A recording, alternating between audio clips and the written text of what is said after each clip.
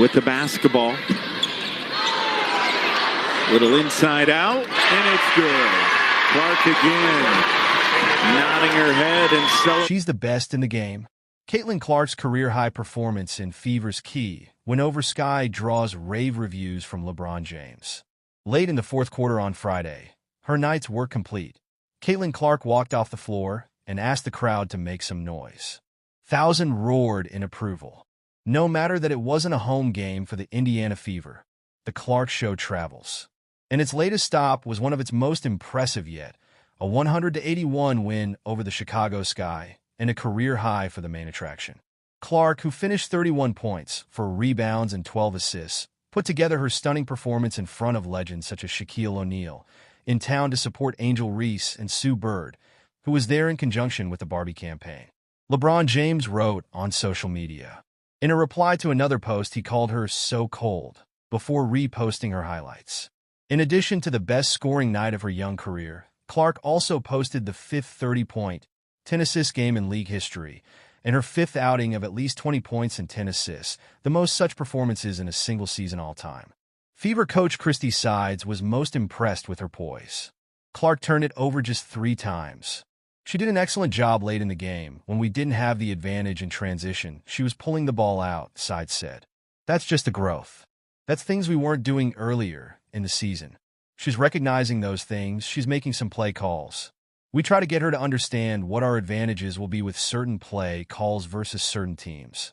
She made some of those calls during the game, ended up with buckets a lot of times. If the Rookie of the Year race wasn't already over, it is now.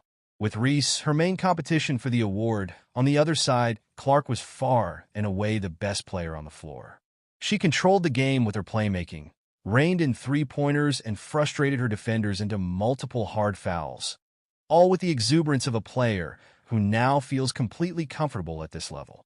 Clark stressed pre-game that she doesn't care about winning the award, but rather winning basketball games. It's as simple as that. You don't wake up and think about individual awards, Clark said. I know that's what all of you think we do. That's what everybody wants to make this about. Both of our teams are competing for playoff spots. That's our main focus. That's a selfish thing to just care about an individual award, and Reese would give you the same exact answer. Of course, both is an option. Clark is going to earn the honor largely because she's playing the game the right way.